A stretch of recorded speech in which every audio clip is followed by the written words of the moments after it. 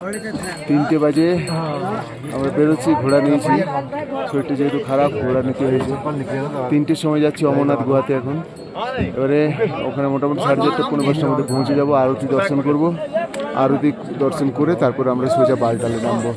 এখন দেখেন কত মানুষ আসছে, প্রচুর কাতারে কাতারে মানুষ আসছে, হেঁটে হেঁটে প্রচুর মানুষ যাচ্ছেন, কেউ ঘোড়াতে যাচ্ছেন। মানে মানুষের যে আবেগ বলে বোঝানো যাবে না, না এলে বোঝানো যাবে না যে মানুষের কি আবেগ চলছে। 3টের সময় আমরা মোটামুটি 4:30 পৌনে 5টার মধ্যে পৌঁছে যাব। এই ভান্ডারা খুলেছে, প্রচুর লোক দেখছেন আসছে। যারা এমনি পায়ে হেঁটে যাবেন তারাও আসছেন, তাদেরও ঘন্টা 2.5-3 লাগবে।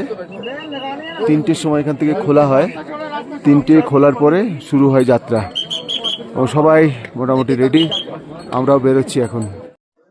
চারদিকে বড় বড় পাহাড় এবং পুরো অন্ধকার, খালি সোলার লাইট দেওয়া আছে গোটা রাস্তাতে। কিন্তু সরকার এত খরচ করেছে ভাবতে পারা যাবে না। এক তো পাহাড় কেটে কেটে রাস্তা বানিয়ে দেওয়া হয়েছে, সেই রাস্তাতে যাওয়া হচ্ছে এবং আমরা দেখছি সেই রাস্তাতে কিন্তু আলো প্রচুর আছে, মানুষজন যেতে অসুবিধে হবে না।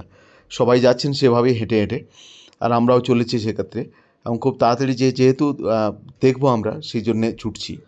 প্রায় পৌঁছে গেছি আমরা। ওই দেখুন, প্রায় 1 কিলোমিটার রয়েছে অমরনাথ গুহা। ওই যে আলো দেখা যাচ্ছে উপরে, ওটাই গুহার ওখানে। এই রাস্তায় হঠাৎ করে একখানা ভালুকের দেখা, সিআরপিএফ সঙ্গে সঙ্গে আমাদের সবাইকে থামিয়ে দিল। ভালুকটা কিন্তু দৌড়ে পেরিয়ে চলে গেল আর কি। এখন অন্ধকার, প্রায় 4:30 বাজে। এখান থেকে 6টা থেকে 7টা আরতি হয়, আমরা 5টার মধ্যে উঠবো, ওখানে মন্দিরে উঠে যাবো। সকাল অমরনাথ দর্শন হয়ে গেল। ওই যে উপরে অমরনাথের গুহা, প্রায় 500টা সিঁড়ি বেয়ে উঠতে হয় অমরনাথকে। আমরা একদম সকালবেলায় এসেছিলাম, সকালবেলায় এসে তারপর সেখানে আরতি হয়েছে, আরতি করার পরে ওদের গেট খুলেছে, তারপর ঢুকেছি। আরতির সময় ছিলাম। এই প্রচুর মানুষ আসছেন, প্রচুর মানুষ আসছেন এখানে। সকাল সকাল, বেশ সকাল সকাল দর্শন হয়ে গেল আজকে। প্রচুর ঠান্ডা আজকে এখানে, প্রচুর ঠান্ডা।